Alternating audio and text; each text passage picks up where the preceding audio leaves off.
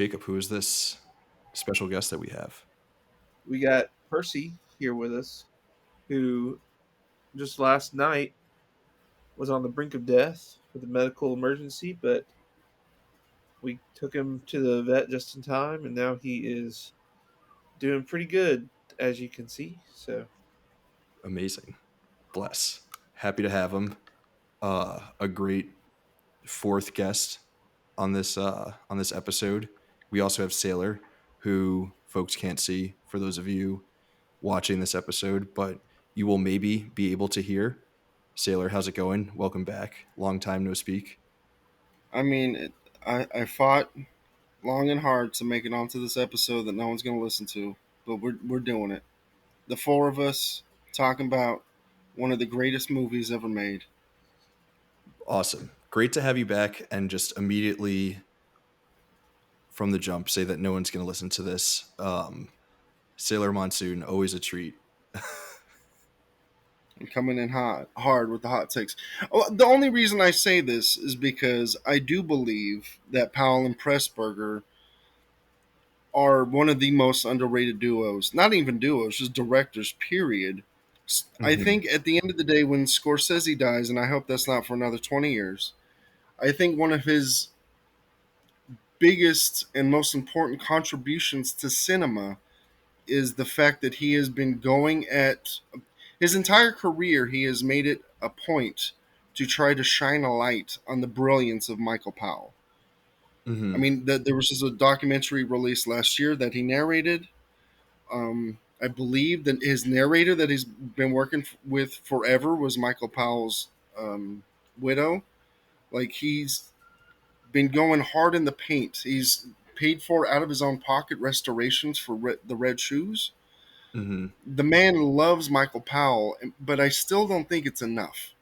Honestly, even though he's been banging the drum harder than anyone else, I still think that they're left out of the conversation completely when it comes to the greatest directors of all time, and I do not understand how or why. Yeah, no, that's a great shout, and we'll definitely get into it as we continue to talk about this movie. But yeah, anyone who's a fan of Scorsese, like, you've definitely heard him talk about The Red Shoes being like one of his favorite movies. Obviously, you watch Black Narcissus, and you realize the influence that it had on like his entire career. Like Silence is definitely pulling from this movie a lot. So if you're a fan of his, it like makes sense to be a fan of Powell's work and the Archers, as they're known, as like a directing, artistic, creative sort of duo.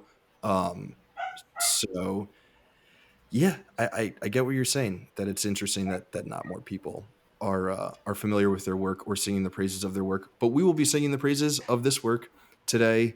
Screenagers, welcome back to the Canon, your favorite movie podcast, the only one and only movie podcast providing you with a watch list, the most essential movies ever made. We're back. We've got another one. We're starting to round out season 5. As you know, Jacob and Sailor are here with me to talk about Black Narcissus, or Black Narcissus. I think it's Narcissus. I still don't know how to actually pronounce it. What do you guys go with? I say Black Narcissus. Just I like the I way. didn't know there was another way to pronounce it. I believe it's Narcissus, which is Okay. the flower, I believe. So I'm just wrong. I just don't know how to read or pronounce words. So it's Narcissus. Okay. Good to know. This is why we watch movies, because we don't read. That's why we're here. Exactly. Although I watch all movies with subtitles on, even though I can't read what it is that the subtitles say. Yeah, So it's they, kind of they're like pointless. a comfort blanket. I don't read them, but they're there. It makes me feel good.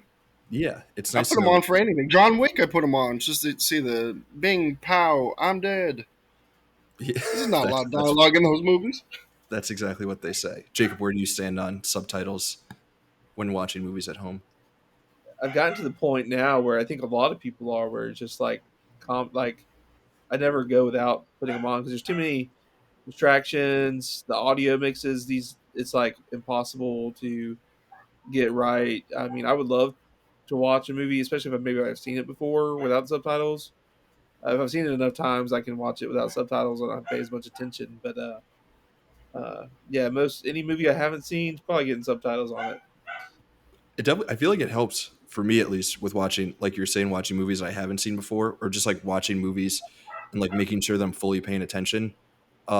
Like you can still read subtitles and pay attention to like the way that it's shot or edited and all that stuff.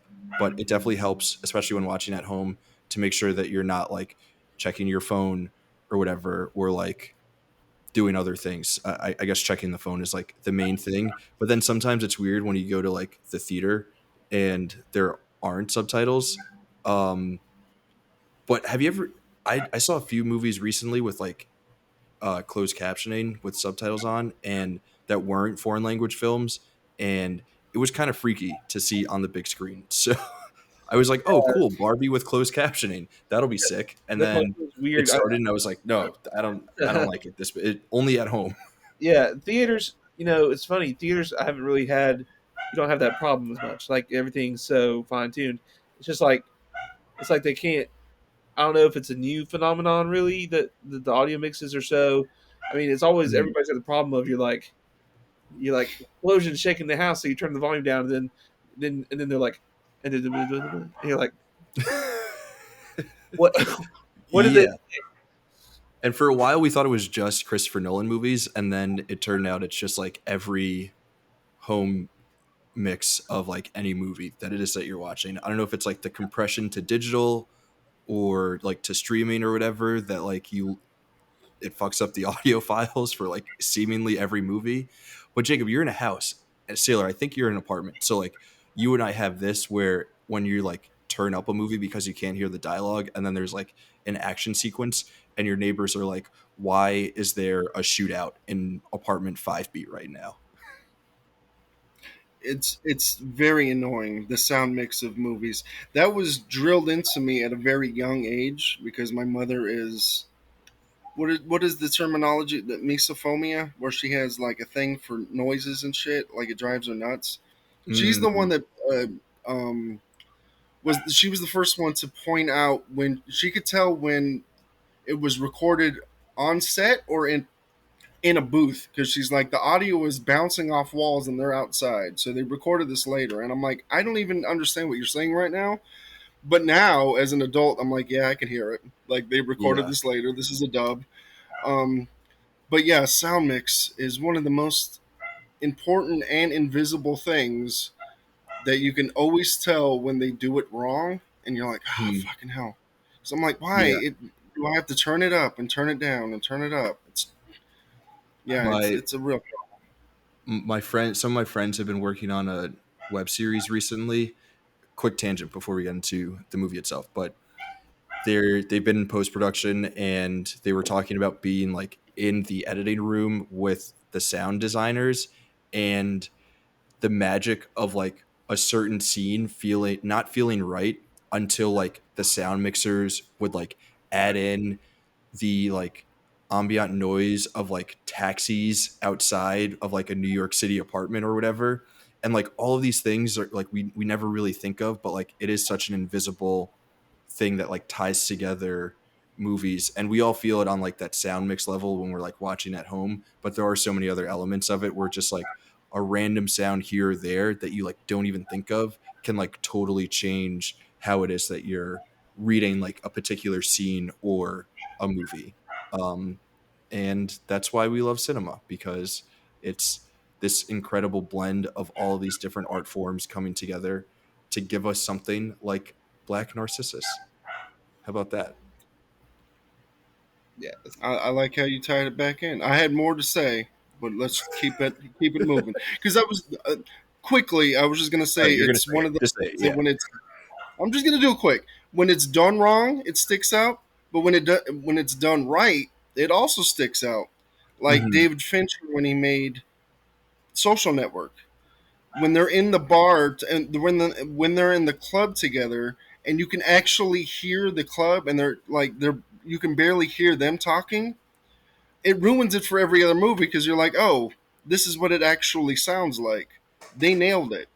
Like every other Yeah. movie will like dial down the bar or club sound so you could hear the main characters, and I'm like, that's not how it works. You have to shout because you can't hear shit. So it's also one of those things when done right, it also ruins it. But Yeah. two people who never ruin shit are Emmerich Pressburger and Michael Powell. There we go. I'll bring it back. There we go. Sailor, always a professional. That's why we love him.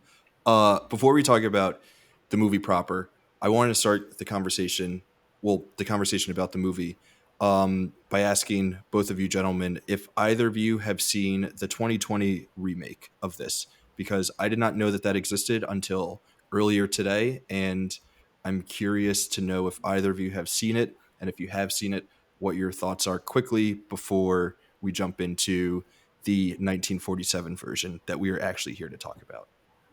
Nope, not seen it. Didn't know about it. I wish I could. I wish I had seen it so we have something to discuss. No, I have not seen it. I actually didn't know it existed until you just said that. Okay. Good Oh, to know. was it a mini series? Is that what my mind is telling me? Was it a mini series or something? I have no idea. I have not seen it. Again, Oh. I didn't know that it existed until earlier today. I So could only assume that it was trash, but I will say, I want to say Gemma Arthurton, or whatever, however you pronounce her name. I think she's in it. Yeah, shrugs. Kanye shrugs. I don't know. My mind is giving me something, but I don't know. I could be crossing my wires. But why would you touch a masterpiece like Black Narcissus? What are you going to bring to the table that they didn't already master? This movie was shot on a soundstage, and it looks like they're in the Himalayas. Like, I don't even know how they did that. I don't Jacob, even I know think how you're they going to say did that. something quickly.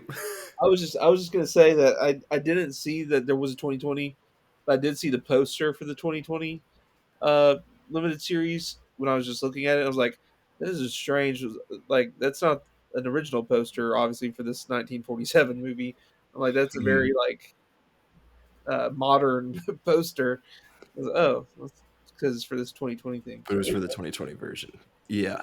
Okay. So none of us have seen the 2020 version, which is good because this is a masterpiece, the original version, and is one of those things that it doesn't make sense to remake, unless you have like a totally fresh spin, which it sounds like there wasn't for the new version. So I guess to talk about the original, and Sailor kind of already started just like diving in, because there's so many great things to talk about with this movie.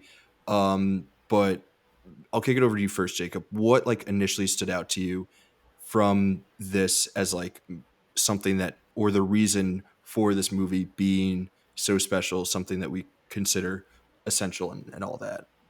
So I think it's not been too long ago since I watched it, maybe within the last year or two, and I watched it because of the Red Shoes and Powell and Pressburger. So this was like the next one that people said was good, and so I watched it, and it actually starts out kind of slow, um, for me, and especially being in the like schoolhouse or whatever where it starts. But once they get to that soundstage that Sailor was talking about, and you see the Himalayas, and knowing, because I think I was reading about it as I was trying to watch it, and knowing that it was a soundstage and like the work that went into that, it's just like breathtaking. It's very much like, although more realistic, it's very much like Wizard of Oz to me. Where Wizard of Oz, though you more like aware that it's a soundstage and just like painted, but you don't care. It's just like so beautiful to look at, and so it it beats anything else anytime. If I keep looking around like I'm insane, It's it's because I'm hearing this not like because your house is haunted in a similar way that the nun convent is haunted by the spirits of sexuality of the past that inhabited it from years prior. yes. Bringing it back, baby. Always bringing it back. Sailor, what about you? What like initially stands out to you, from this movie, as something that makes it, special and essential? I mean, we already talked about the set design. Which before I ever saw this movie, because I just saw it not too long ago. I think it was about 6 months ago for Hmm. the first time. Um, the only image or scene I had really saw was Deborah Kerr like ringing the bell. That was really all I had seen, and I swear to God, I thought they shot it on location.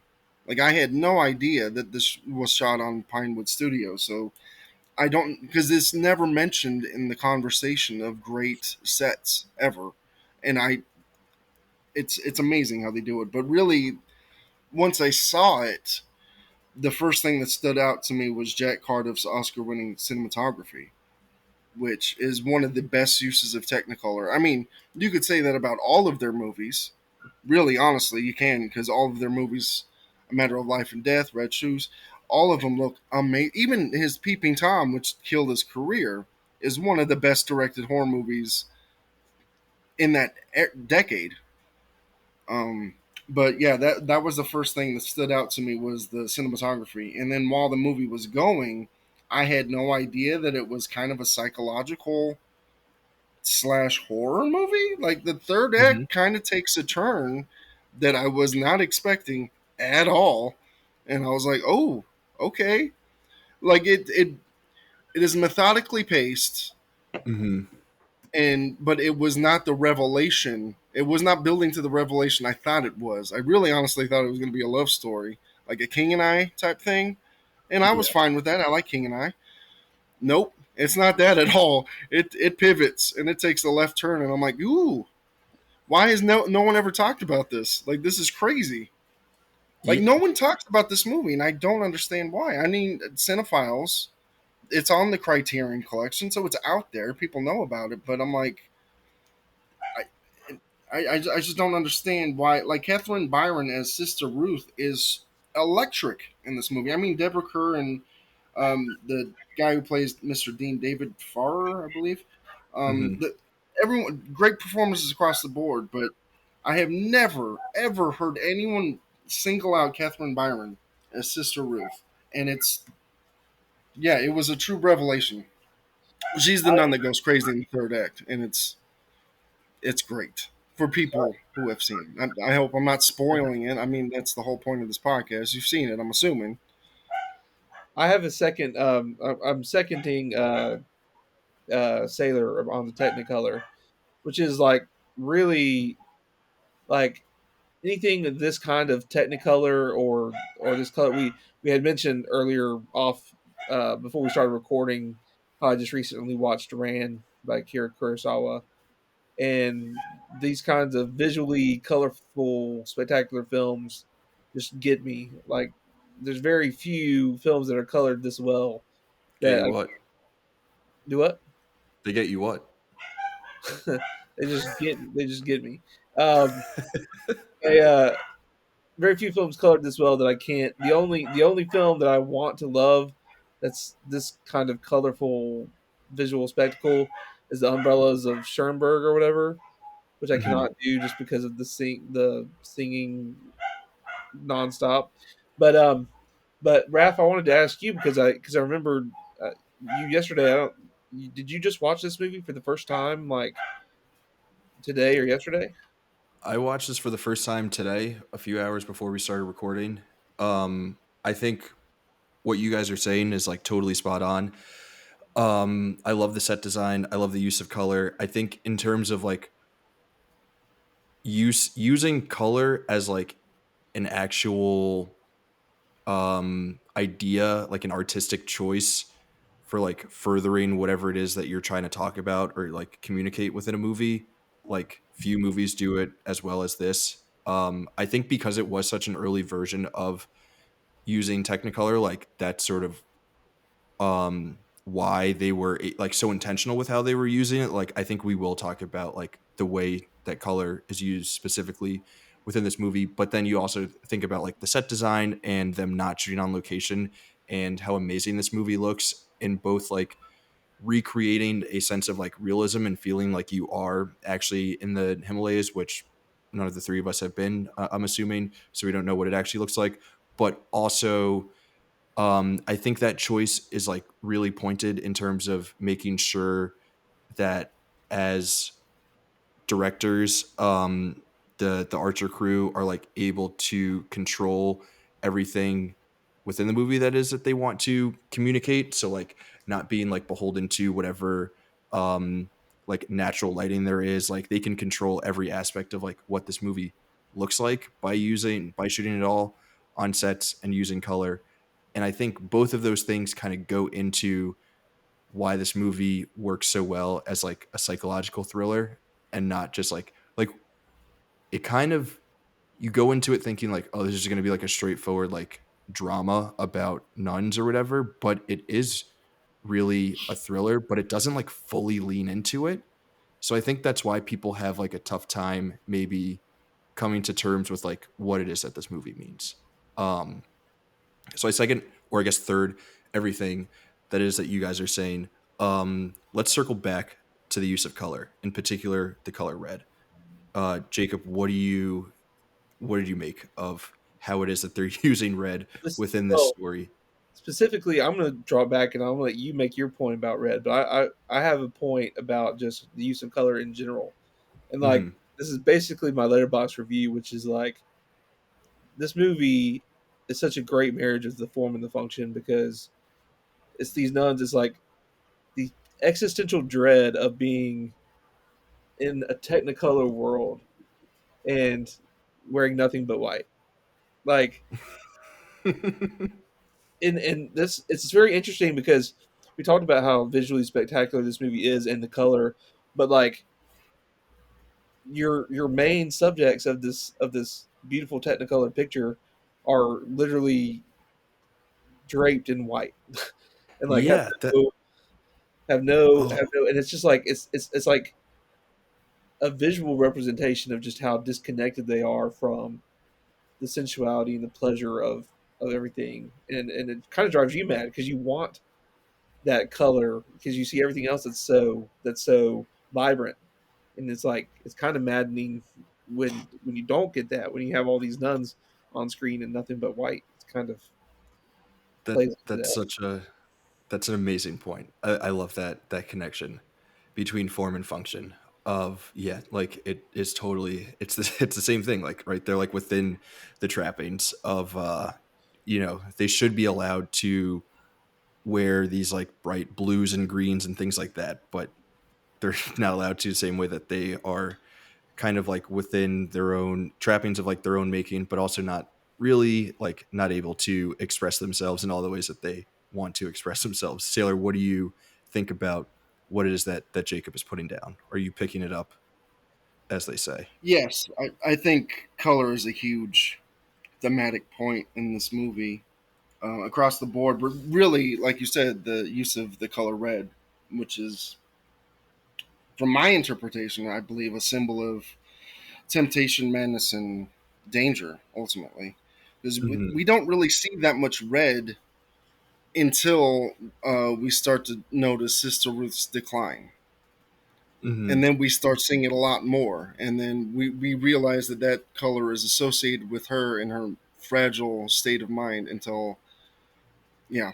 So, yeah, but color is not the only metaphor, visual metaphor. I think the setting itself is a metaphor. I think Talk to that us. not only do they layer on top of this beautiful story that they've concocted on top of this set, on top of the color and the sound design, I think all of the individual elements within it serve the message. It's not just eye candy, it's what Guillermo del Toro refers to as eye protein. Everything you are looking at, everything you are taking in, feeds not only you, the viewer, but it also feeds the point of the film ultimately. They don't just throw color in to be like, hey, we know how to make shit look good. They do. They don't need to flex as hard as they do every fucking time, but Hmm. they're flexing to show movies are a visual medium more than anything else, more than music, more than books, more than plays even, because they can do more than what any other art form.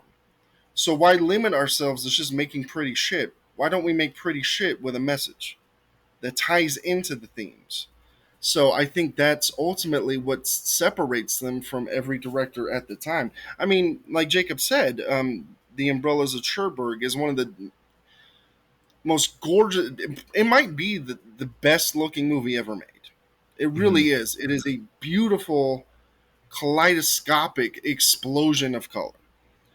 But like Jacob, I it feels hollow to me because I ultimately it's just the love story that doesn't have a satisfying conclusion. I'm not going to reveal it, and that might not hold true to you, but it feels like a gourmet Easter bunny where it looks pretty on the outside, but it's just there's nothing inside. The Powell and Pressburger, they don't make Easter bunnies, baby. They're jamming that thing full of caramel, delicious marshmallow cream, like whatever you want. They got it. They're shoving it in there.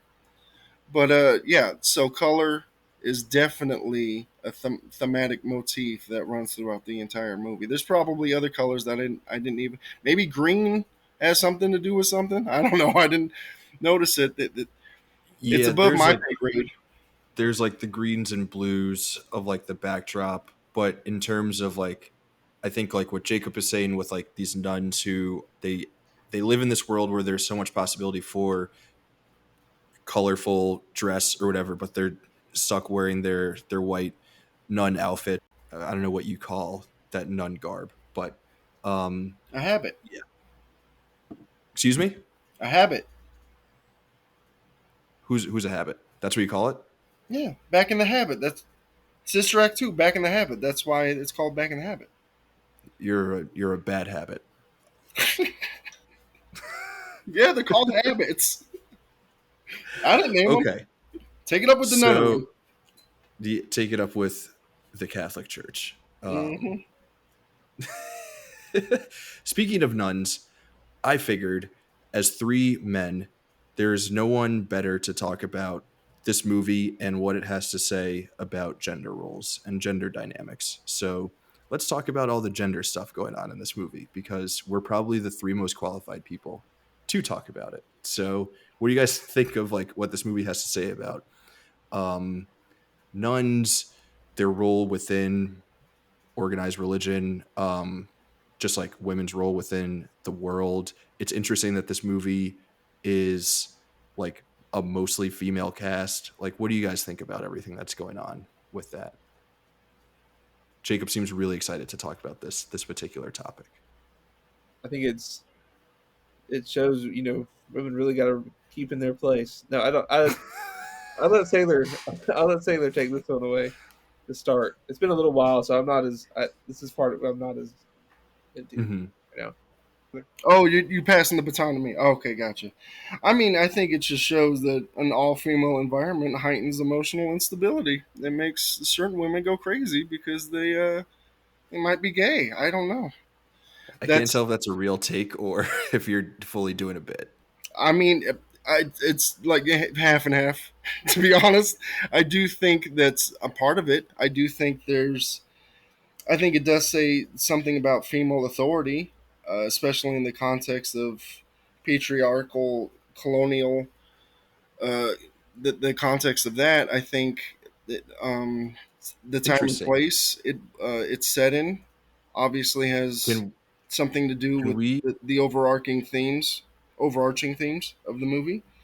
But let's let's examine this thought for a little bit because um I'm sure that there are people who are listening who are going to disagree with what you're saying about like an all female setting and like what that means for like heightened emotions or anything. Do we think that the same can or would be true of a setting that is all men? So if this is like um a monastery of just like all monks, do we think that there would be similar kind of like heightened emotions and like weird like emotional interplay between them, or do you think that that is something that is specific to nuns in like this particular scenario. Well, I do think it's part and parcel with the genre of nunsploitation. And I'm not going to put this movie in that genre because it does predate it, but Hmm. all of the tropes and cliches of that genre are present in this movie. Sexual repression is a big part of nunsploitation. I mean, a lot of directors just push that further and make it that's the point of you're just looking at your watch going 10 more minutes till nuns are going to touch each other. That's those movies. That's not this movie, but that Hmm. is what drives Sister Ruth. I don't think that is a crazy take. I think that is, I mean, you could look at it as jealousy that she's in love with that guy. I can't remember that. Hmm. I can never remember that guy's name, Mr. Dean. Um, Mr. Dean, sexy Mr. Mr. Dean. Dean. Because he has so little to do with this movie. But to me, I never read it as she was jealous of Mr. Dean and Sister. Really, you gonna give me that name, Claude? I don't. Deborah Kerr's character. I'm not even gonna try to pronounce her name. I really don't see it as, but you Mr. can C. see it that way. But I just see it as she's jealous that. Well, it's not even jealous. She wants Deborah Kerr, and that's what drives her crazy. Do I think Oh, it interesting. would? I don't know if I read it that way. But keep going. Yeah, I 100%. But I've seen so many nunsploitation movies, so many because there's so many of Hmm. them that you start picking up on reoccurring themes, and a lot of them involve lesbianism. Do think that would be the same with an all male cast in Yeah, like, do we isolation? think that that idea of like isolation in the mountains, there's a lot of repressed sexuality? Like, do we think that that this is necessarily like a gendered thing, or that it's like fully gendered, or if it's just like maybe part of the equation, or like is it a small part of the equation? Is it a large part of the equation? Again, like we made the joke on the front end that like we're three dudes, so we're like not that qualified to talk about this, but it is kind of an interesting thing to explore. I When it comes to monks, maybe not so much. I don't think that there would be a case of a bunch of dudes in a location going crazy because of isolation or sexual repression or any of that when it comes to that. But I have seen plenty of movies involving all male casts in a prison, and you get a bunch of dudes in a place that they can't leave for long stretches of time. Terrible shit happens. I've seen the same thing in army movies when they're in stuck in a location and they can't leave. I mean, that's the entire plot of Jarhead is they start going crazy because they're stuck in a fucking location they can't leave. Now, does it get sexual? No. But I think that's the difference between men and women inherently is left to our own devices, we should start blowing shit up. We can't handle it. We're like, fucking just blow some shit up. And I'm taking it from Jarhead. I'm not just making shit up. It That was the plot of we um get what you're saying. The other interesting thing that I think you were talking about is like your experience with non-exploitation movies and sort of the direction that they typically take. But I think it's interesting that you are applying that to this movie based on past experiences that you've had with other movies that came out after this. So like maybe this wasn't exploring those same kinds of themes, but because you had seen those other movies before you came to this, you sort of like brought that expectation fairly or unfairly into this movie. Um, I mean Jacob, I don't that's know if you have fair, any but thoughts it on this or if is you're like well, 1 second, watch a lot of Jacob, nun and then you movies. could jump in. But I mean the convent was brothel? What was it before? It wasn't a brothel, but there was It wasn't murals necessarily a of brothel, but it was like it was a place where a past leader would like bring his like many girlfriends to have sex with. So like I think a lot of the sexual repression that is like bubbling underneath this movie is more so because of like the location as opposed to the like in combination or in concert with the people who inhabit it, not just like you put a bunch of nuns in a room and they're going to like get horny crazy. Like there is something to like the location and the power of like the energy that that location or that setting holds over the people who inhabit it. But sorry to cut you off. I do want to Oh, talk a little bit more well, about the because setting. I couldn't remember exactly. I just remember there was murals of sexual acts or naked women. Again, it's been 6 months since I've seen it, Hmm. but I do remember that it was a place where someone took his many wives or what have you. But if we apply the belief that everything in a movie is meant to be there, I do believe that they put that in there for a reason, that it wasn't just a convent before. They had to repurpose a place where he would have sex with women. And so I think that also ties into the theme. I'm not saying that the isolation alone and the fact that they are also women in isolation feeds into insane sexual repression where a nun is like, I gotta kill you because I can't be with you. But you can read it like that if you've seen enough of these movies. That's exactly how a lot of them play out. But you can also see her being possessed by one of these Hmm. women from the past. I mean, I'm I'm I more so just asking, like, because this movie came out before so many of the other movies that you are like coming to this movie with, like, and like contextualizing this movie through those movies. This movie came out before a majority of yes, those. So like there is also a good chance that like one, this either informed how those movies would play out and like other people like filmmakers would watch this and they were like, oh, that's what's happening. Let me apply this to XYZ movie that I'm making. Or it's like not there, but because you have so much experience with those movies, you were then able to like apply that reading to this.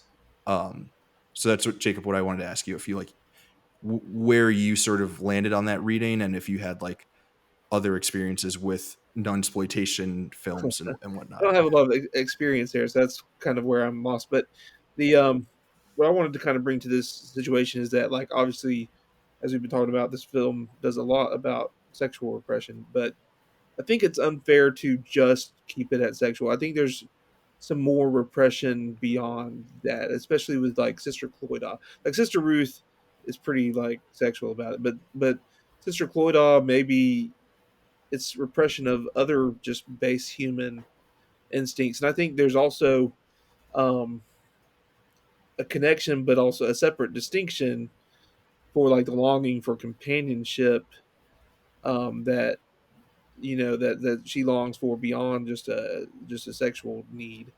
And even also it's like the jewelry and stuff. I mean, the other things that she's cut off from.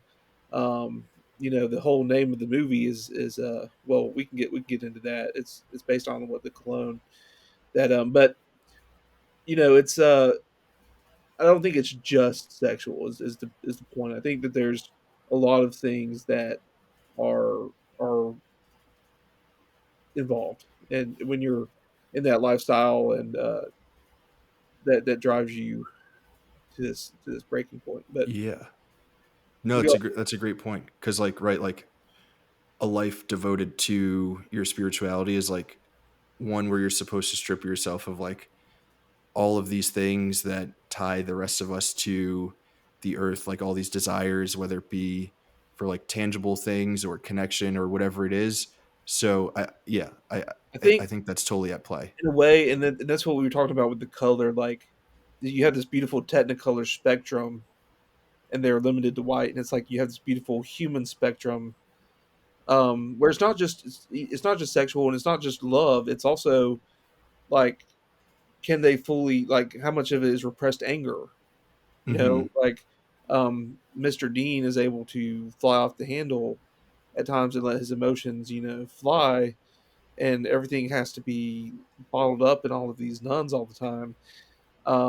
And so it's more of this full spectrum of repression. And so in a way, you could maybe, instead of thinking of it as sexual repression, think of it as sensual repression, but like Hmm. in the full way that would be, that like full sensual, like every sense of the word, um, the human experience that you're repressing. So many aspects of it. You Yeah. can't feel in so many ways. You have to, and there's the great scene too, because everything goes crazy afterward. But the first inkling of her sister Ruth going completely off the wall is so like her whatever that stare is, when she's like, "How long would you like the letter to be? You know, how She does many like the Kubrick stare. should Yeah. it be?"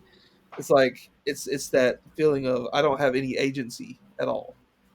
It's no agency, and some of that too is the nuns under Cloydal have this even less agency than she has, and she doesn't have that much. So that I think is all playing into it. Yeah. I think what you brought up something interesting about like their relationship to the Dean character and how he's able to like experience all these other things. And then going back to the color. So the only color that's really able to like bleed through, so to speak, to the nuns is red.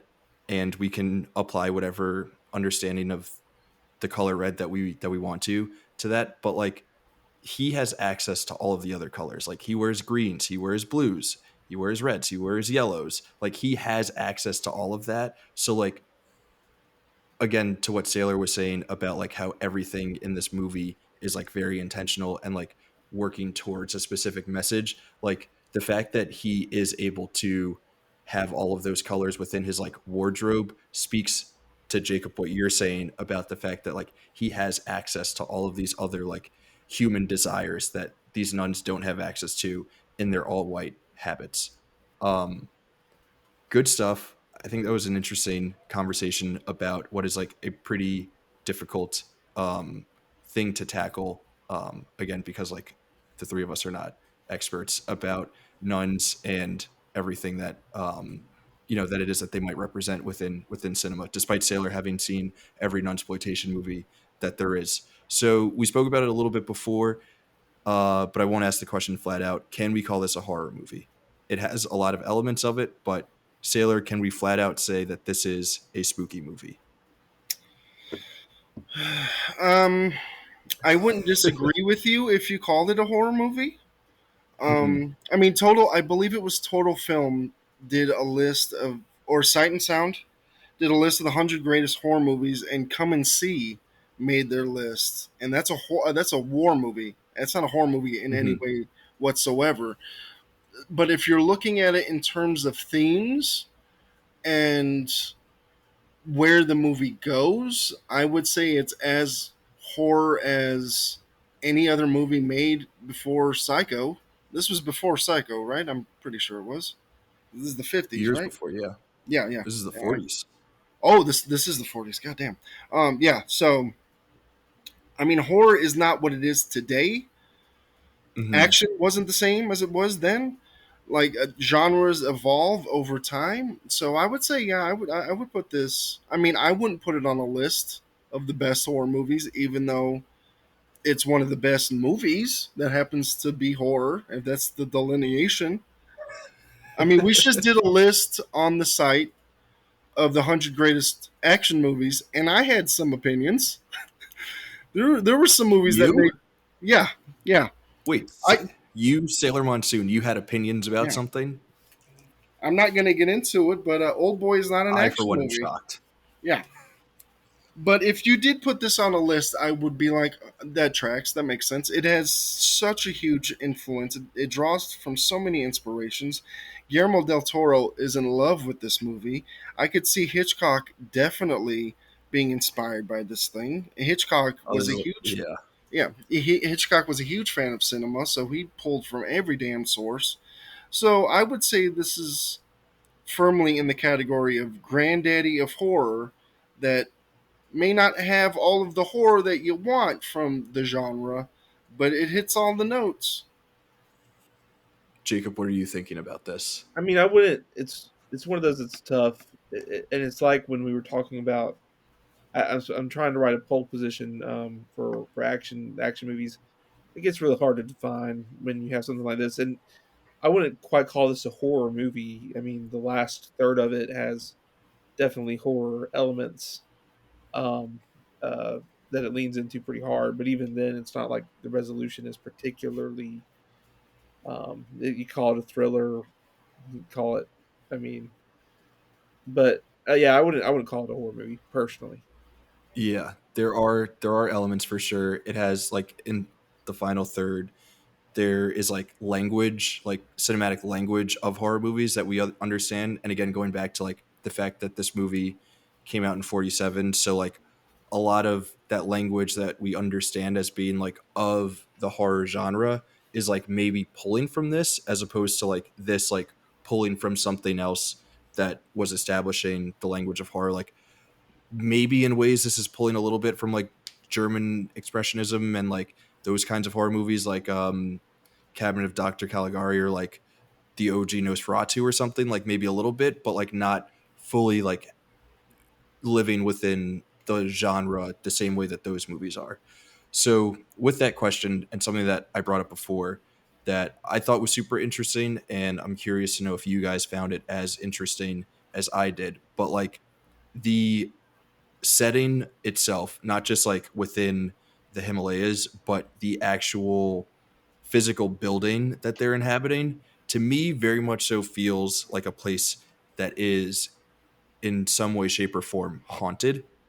And I feel like that's a lot of what's driving the paranoia of the characters.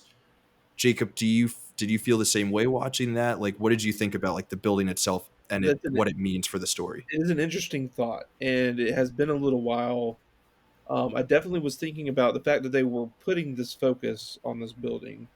Hmm. Like what you and Sailor said is there's an intentional focus on the building and its past, which is a typical kind of haunted house thing. Now, during the rest of the movie, I didn't necessarily think about it so much in that sense, but I can appreciate that take and understand where that's coming from, and may inform a second watch when I do get to rewatch it.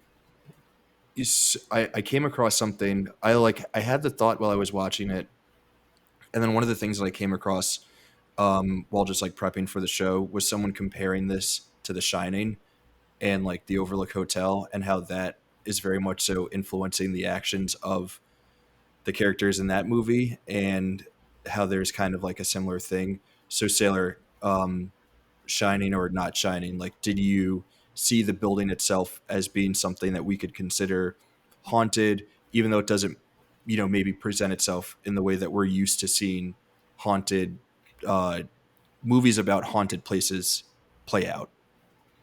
Well, it is 100% a possession movie. Now, Hmm. whether or not she's being possessed by uh, her own anger or if it's a Hmm. supernatural thing, it's up to you to decide. But I do believe it is a 100% a possession movie. I do not mean that in the supernatural sense. She's being possessed by these feelings. I mean, she's overcome with, you know, jealousy and anger and all of these things, her mental deterioration. Now, if you believe it's also the results of the location, then it stands to reason that that location drove her to that state of mind.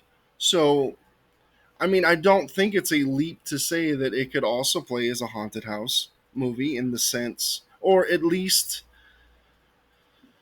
I mean, I could see someone making those connections. That's the beauty of this movie is I'm not going to say it's open to interpretation, but certain character motivations and how things play out will land differently for you if you see it as a haunted house movie or just uh, an obsession movie. But at the end of the day, that Sister Ruth is the bad guy, and it's up to you to decide. Well, is she just a tragic figure? Is she a victim of this location, or was she a ticking time bomb regardless of the location? So it really is up to you to decide because I mean, they make it a point to say that she was not. They don't say the word bad apple, but they were like, yeah.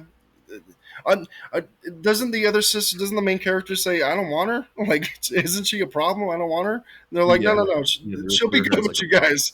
She'll be good with you. And she's like, oh god damn it, I got to deal with this. Um, so they make it a Regardless, point to in say that she's going to be a problem regardless.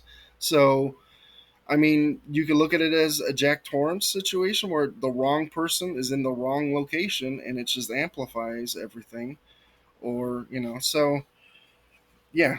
God damn, this movie. Layers. Like a parfait. I think regardless of the intent, now we've cooked up a really cool alternate reading of this movie as a haunted house movie with a possession of your own repressed soul, like taking over. Yeah. I mean, we've crafted a narrative that's pretty neat. I think you, I love reading this movie as a haunted house movie. I think it's like a super fun reading, and I think what Sailor was saying about similar to Jack Torrance, wrong person in the wrong place. I think what's even more interesting about this movie, sort of like what we were trying to talk about before, is like the gender roles. So it's like it's like a factor of like she's a ticking time bomb. She's in this haunted location, and she's also being affected by like the trappings of the patriarchy and like the patriarchy like within the Catholic Church and how that all plays out. So like you mix all three of those things together, and then you get this character who is doomed to act out in the ways that it is that she acts out. um I guess to just talk about like the setting, to take like a step back and talk about it on like I guess a slightly more macro level, but still kind of micro. Like, what do you think about this movie being about English nuns in India? Like and like that setting. I know we spoke about how this movie wasn't shot on location, but I was curious if there was anything else that you thought about like that aspect of the movie in particular. I don't know if Percy has any thoughts about that. He's been asleep, so he doesn't know exactly where we're at in the conversation. The It was an interesting thing to look at and when watching it. It's just something I was thinking about, trying to determine what it was the takeaway was. I'm not sure that I came to anything very concrete, but I do. Obviously, they were very much outsiders, and there was definitely a certain amount of futility of them trying to come in. There's also a bit of feeling of superiority from them, but then it kind of flops to we're just this is a totally different culture um, that we can't even begin to fathom how to engage with. One of the most interesting parts of that to me that I wanted to talk about too was the one lone like monk type man Hmm. and what y'all think he means for the story, because it almost seems to me like the nuns in some ways were shaken by him because they're coming in almost like as examples of spirituality for this place, and then only to find out that there's another guy there who's already been there way longer and seems to be kind of almost always like a fixture in their face of their failures to like fully repress themselves, because he is so disengaged. He never speaks on screen, he never shows any sign, and it's like we are coming in here like we're the example for these people, and here's this man who just has like gone even beyond what we could imagine. Yeah, that's such a good point. That I mean, maybe it speaks to the what you're talking about with like the futility of what it is that they're trying to do, where there is already an established, spiritual, uh, a spiritual like guide for for these people, so like they don't need to be there. It also what you're saying is super interesting about like it proving that like or like them not being able to repress themselves in the same way that he's able to repress himself. So it's just like, why are we even trying? But Sailor, I don't know if you have any thoughts about that character in particular. Not so much, but I did want to go back to your original point about. I do believe this movie has three underlying themes that are running concurrently: religious devotion and earthly temptation being portrayed as incompatible forces. I think that's one that's Hmm. getting hammered over and over again. The setting and isolation of the convent amplifies the sexual and emotional tension between the leads and where that goes. And I think the third one, which is more subtle, but I think it's definitely there, is the implication of British nuns trying to civilize a foreign land. And Mm, can it happen? Should it happen?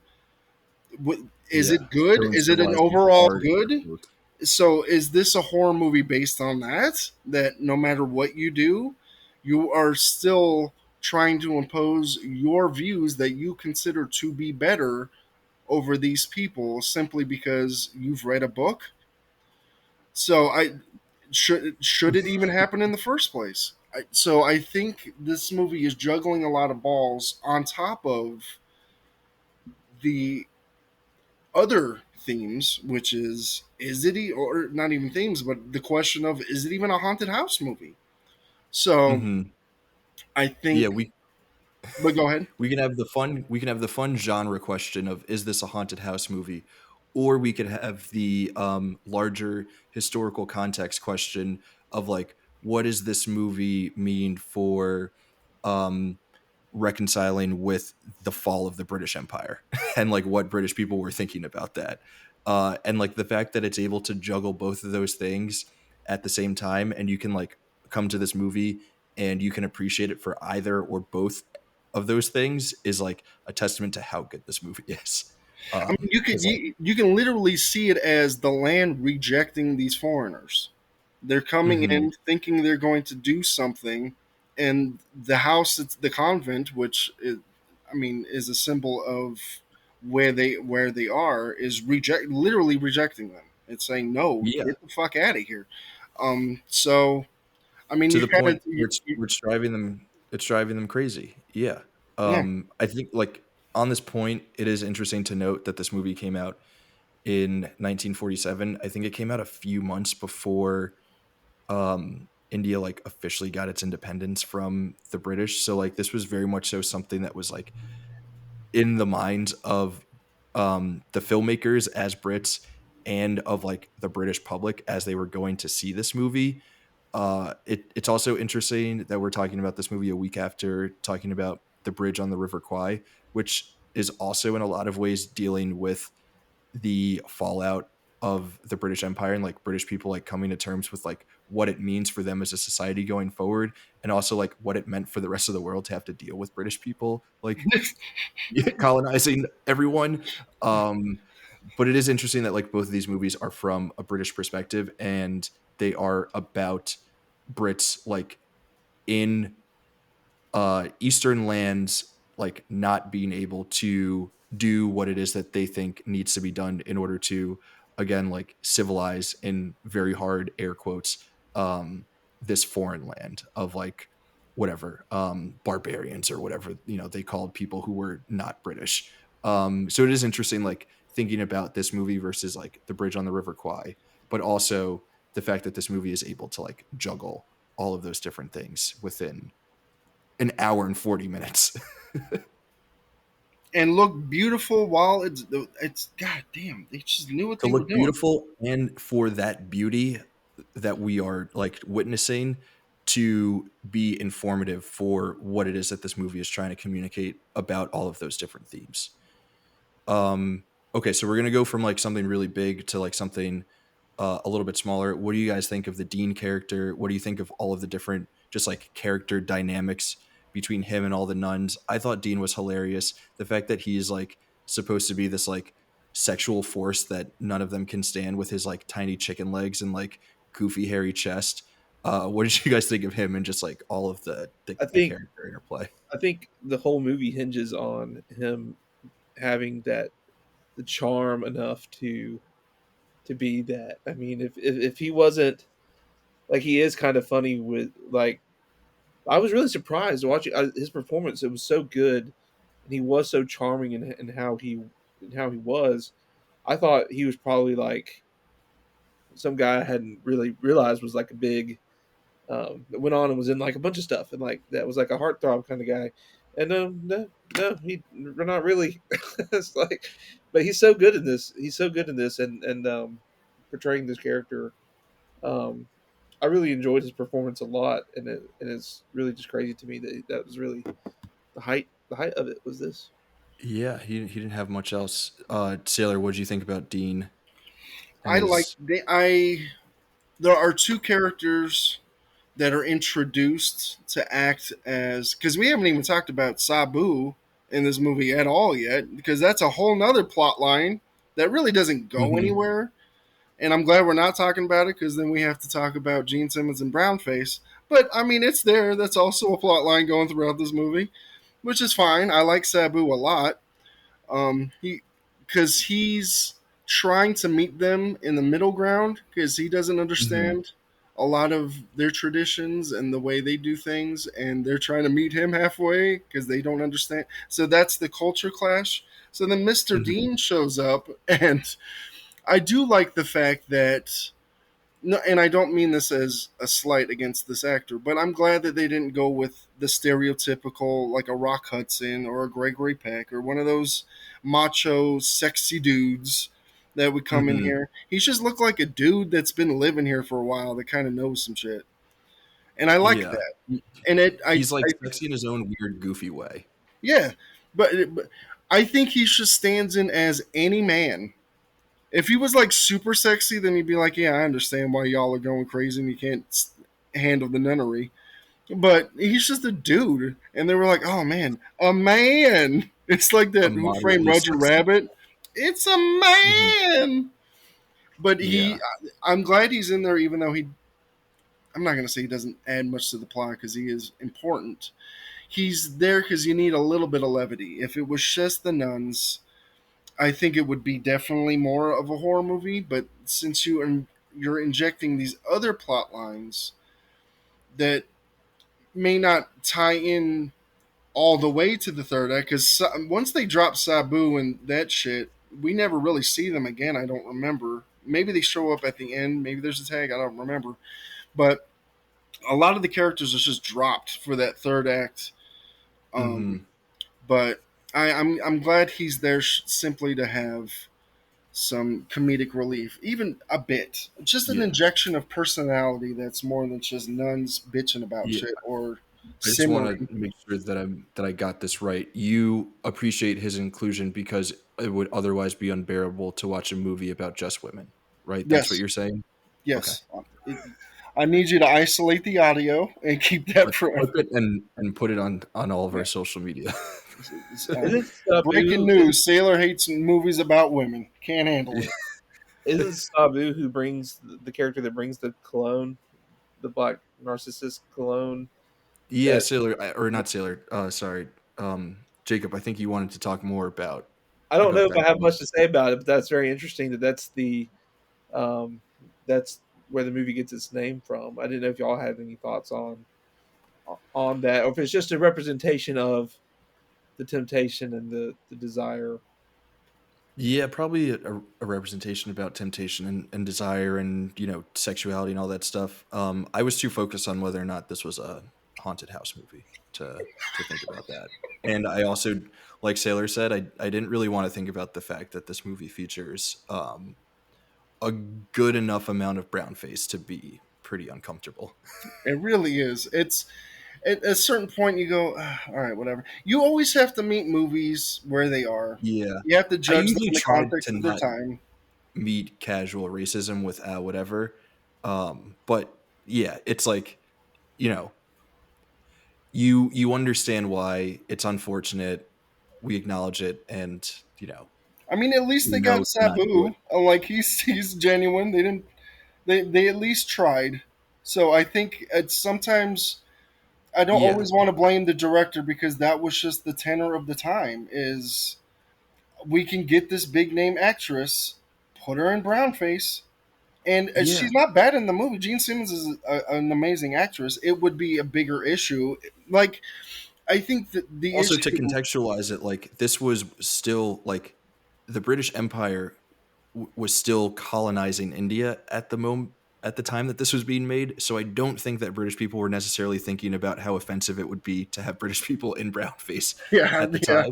yeah. Like if it were made today, like it would be much more of a boo boo. But it's not great. But like you And sort of get it. it helps too that it's in a movie that has such other leanings and sympathies towards, the British nuns are coming to give you all this great stuff, and it's not taking the side of the British nuns and just being like a propaganda of like, oh look how we're civilizing these brown people. Yeah, it's Uh, not British Empire propaganda, so so yeah. you're like, okay, well that's a little bit problematic, but at least they're not taking it where it could have Yeah. been at that time. It's thoughtful about brown people in other ways. We just need a bunch of Indian movies and South Asian movies that feature South Asian people in whiteface making fun of British people in very direct ways, and then we're good. That's I feel like that's fair, right? Seems right. I, I'm waiting. I'm waiting for it to happen. Do you I'm think that waiting. Gene Simmons from Kiss did his makeup as a to try and offset the brown face of the other Gene Simmons? I honestly, You'll I be the think first person to ever pose that question. I get the joke, Jacob. Gene Simmons, Gene Simmons. I get it. Um, when it comes to this, I always look at it as okay. It's we wouldn't do it today. We've made great strides for representation in cinema, so I'm not going to hold that against the movie. Is the And for performance at not least? colonizing India, Yeah, that's well, another yes. pride that the But that was I'm made. like, is the performance at least good and respectful? And I do believe everyone involved in this movie was trying their hardest to be. They weren't Yeah, trying to be. I they're think not Gene like Simmons super was good. racist caricatures of Indian people. Yeah, So there's that. I think their hearts were in the right place. I'm not going to blame them for casting Gene Simmons because you never know. It could have been a studio note. It could have been a producer because Gene Simmons was a big actress at the time, and I don't know a lot of Indian actresses. They could have probably found one, but you never know when it comes to this shit. It could have been a studio mandated thing. But the fact that they went after Sabu, who was a huge Indian actor, I mean, they easily could have got another a white or British actor and put him in brownface. So there's an attempt to be respectful of the culture.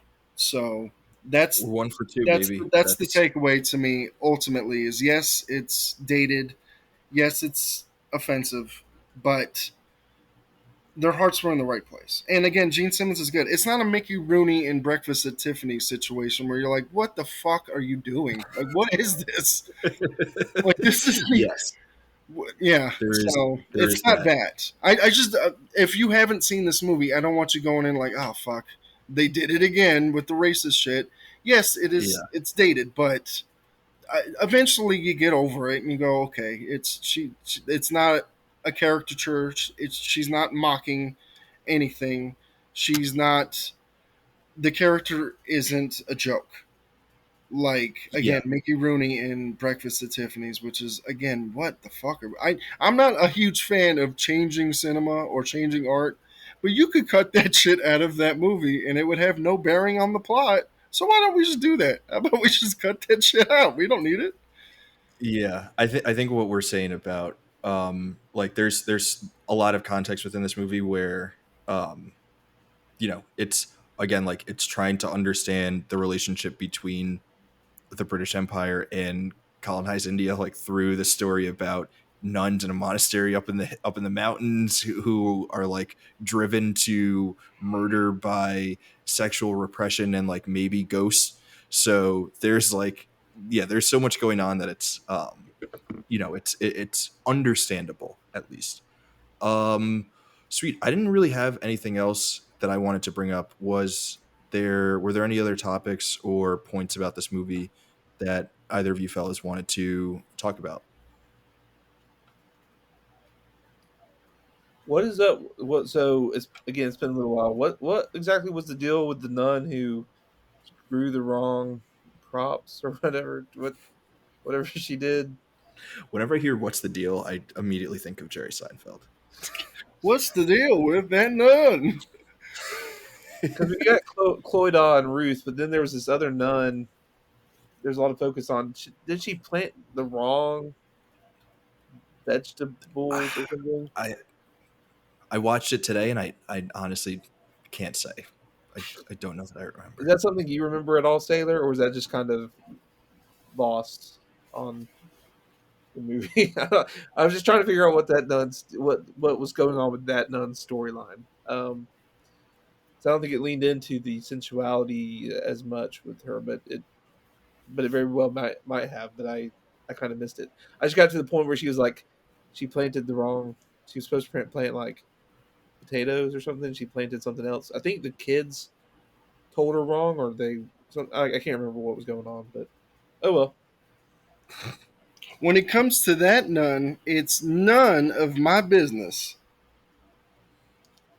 Amazing. I'm glad it took us that long to get to a bad nun pun, but I am also very happy that this episode does have at least one. All right, let's do some recommendations since we have nothing else to talk about with this movie. Gents, you guys know the deal. We're recommending three things to check out for folks who enjoy Black Narcissus.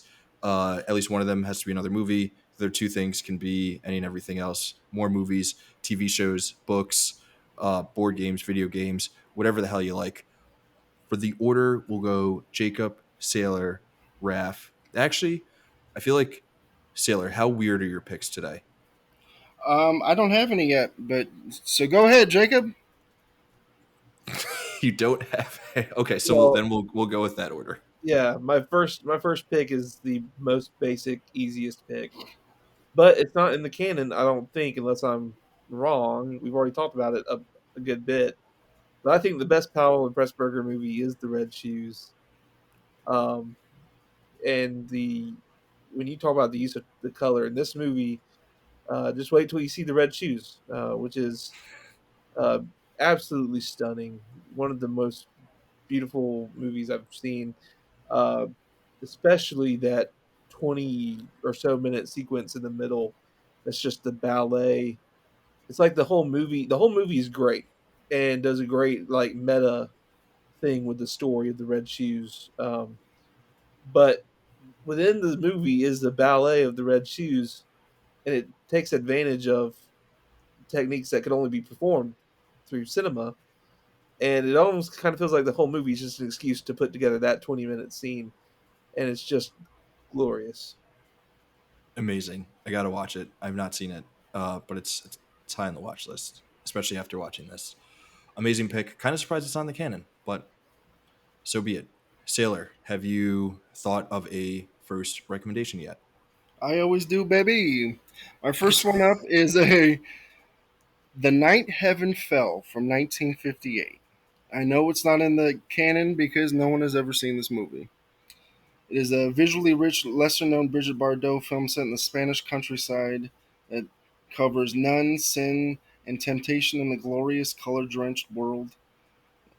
It's a mood piece that I think has similar notes as this movie, and it's from Roger Vadim, who's another director that I don't think gets talked about enough. So that is The Night Heaven Fell from 1958. Amazing. I love it. Hadn't heard of it, so appreciate you recommending it. For my first recommendation, I'm going to go with a movie that is also about the struggle between religious devotion and the temptations and desires of the everyday, or of earthly temptations and all that stuff. A movie that just came out. I hope everyone goes to see it. I was recently on Brian Loomis's and Hannah Loomis's What a Picture, talking about the Phoenician scheme. Go see it. It's great. Nice. I thought for a second there, I thought I wasn't sure exactly how I was going to put that all together, but I thought you might be talking about Conclave. Um, I think I with recommended Conclave recently, so so there you go. yeah, there were a lot of movies that popped into my head for this that I've already recommended that I was like, I can't run it back. I can't recommend Silence for the fifth time, even though I love that movie. Jacob, what's your next one? Well, I've got another movie. It's a more modern movie on the Catholic religion, and some people would say that it's got to do with sexual repression as well. and that is Spotlight. Um, which, to be fair, I actually don't think. I think if you look at the statistically, I don't think Catholic priests are any more likely to abuse than any other population. That's not the point. If you think a lot of people, I think, have that misconception that that's the point of the story, when the real story is how the system covered up those abuses and allowed them to continue. So, before we get off on the wrong foot, I don't necessarily think Catholic priests are more likely to abuse, but a great story about a journalism, which I always love, and dealing with Catholics who there is an element of repression that could be there. People who can't live, or they just have monsters among them. But regardless, very very sensitive topic, very dark look into a dark side of the Catholic Church that was brought to light by an excellent journalistic team. Great journalism movie. Second that recommendation. Sailor. I, I'm coming in hot with another one that is not in the canon. India song from 1975. It is a Nice. poetic. What's that? Sorry, I cut Oh, you off. okay. I thought maybe somebody had seen it. I got excited. It is a poetic meditation on colonial disconnection and desire. It's a film that's set in a decaying colonial embassy in India that's about ennui, erotic tension, and loss. It is shot with an eerie stillness that, and it's shot with an eerie stillness that's tied to its hypnotic overall tone. So that's why I think it would be a good pairing with Black Narcissus, India song. Nice. I hadn't heard of it. Like these picks. I like what you're doing. On to me. Okay, cool. So the title of this movie comes from a cologne, which like totally threw me off while I was watching it. I was like, that's not where I thought that would be the like I did not think that that would be the root of the title, but whatever. So I was thinking about other famous movie colognes, and obviously, I think the most famous one you guys are probably all thinking it right now, Sex Panther from Anchorman. That's my second recommendation, Anchorman. Which should have been retitled Sex Panther. Yeah, what is it? 80% of the time it works 100% of the time. 75% of the time, it works every time. Yeah.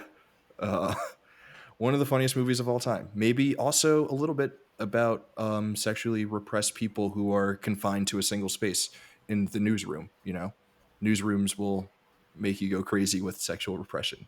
So definitely a thematic through line beyond just the cologne. Man, we're blowing Jacob, through these. So my want to last hear how you're going to tie Fantastic Four into? Yeah, yeah. I thought about it. I tried. It wasn't working for Black Narcissus. Um, um. So my last pick is pretty much a stretch, but it's a little gem movie that I like, and it deals with, I would say, like repressed longing, which is kind of, I mean, you could do that with Black Narcissus. It's not all sexual. Um. So it is a remake of the classic story of Cyrano de Bergerac. It is not Cyrano, though. It's not Cyrano with Peter Dinklage, which I also love and enjoy for its quirkiness. It's a small little Netflix film, I think, that came out a few years back. It's called The Half of It, and it's interesting in the way that it kind of changes the bones of Cyrano just a little bit, because the main character, I think, is Ellie Chu, and she is um, queer, and so her reason, instead of having a big nose or being a dwarf, if you know the story of Cyrano at all, the reason that she is does not want to make her feelings known to this girl that she likes is because she thinks this girl is probably straight, and so that wouldn't work out. And so another goofy kind of guy also likes this girl, so she starts writing letters to her for him, or text or whatever, the modern version of that is. And it adds another wrinkle because the guy, they're both pining after the same girl, starts to like Ellie a little bit, who of course uh, is pining for a girl. So you got this interesting truer love triangle that is it's just a very sweet. It's a very melancholic but sweet film, and I really enjoyed it. Amazing. I like that pick. Happy Pride Month. Good shout. Good stuff. Sailor, what's your third? Well, the first one was about nuns. The second one took place in India. So the third one is going to be tied into religious mania and sexual repression, and that will be Louis Buñuel's underrated and underseen Elle, which is a psychological study of religious mania and sexual repression in a conservative man.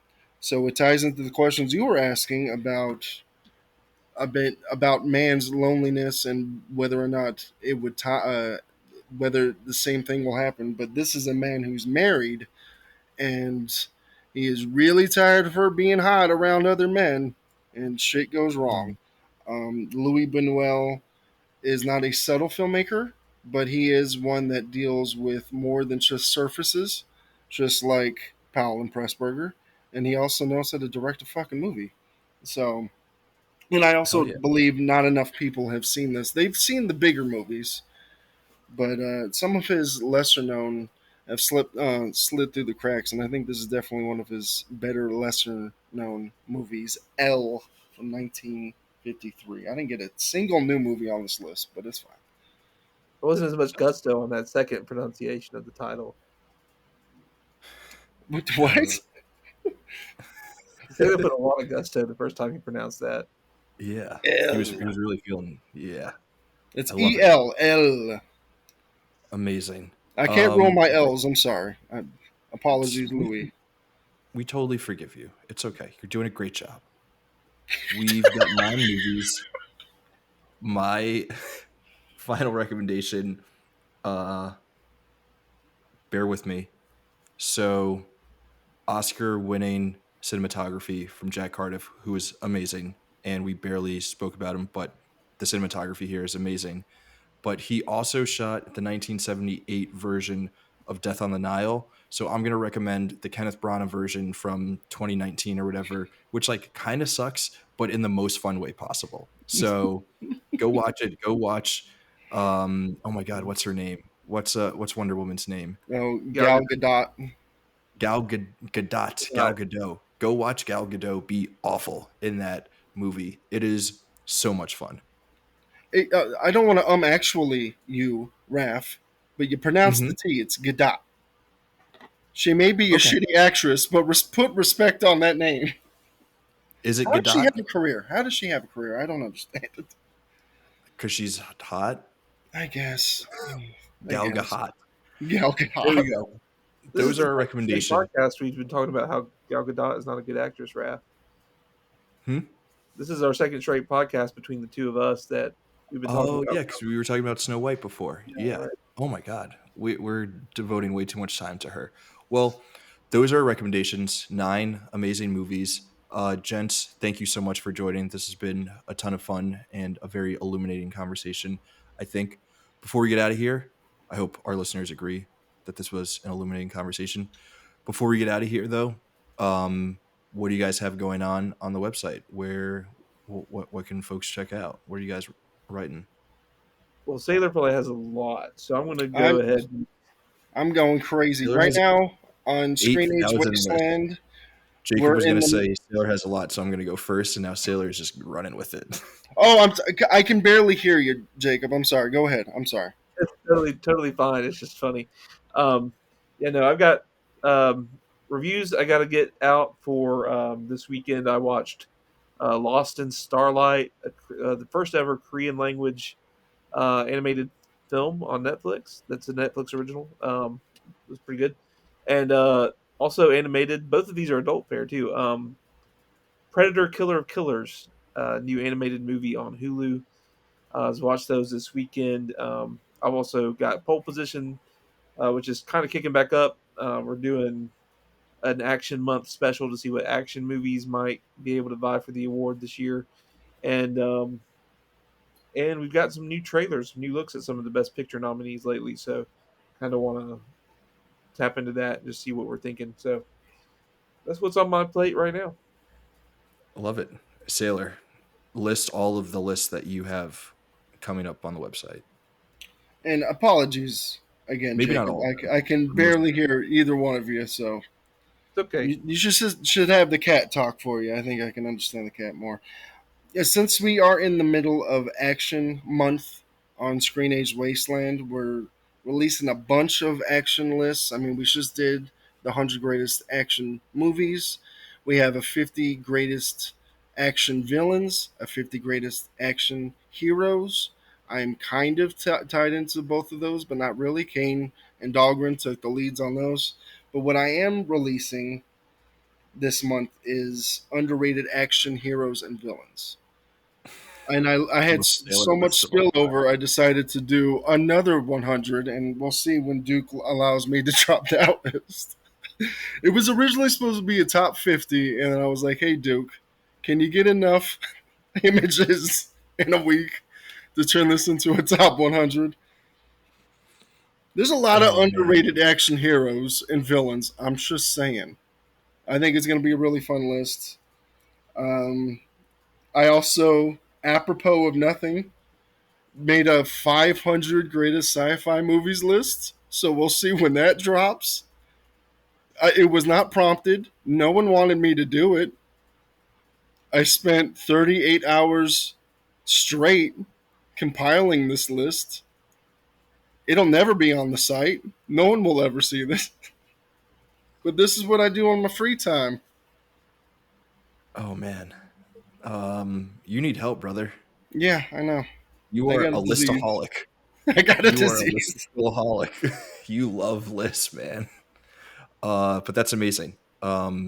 Underrated action villains and stuff. Because of course, that's just that's what Sailor does. But yeah, like these gents said, it's Action Month at Screen Age Wasteland, which is of course why we're covering Black Narcissus on the podcast because it's very much so an action movie. We'll be back next week with our second to last episode of season 5. Stand by Me. Not really an action movie, but a great summer movie. We're in the middle of June, so we're riding high with that.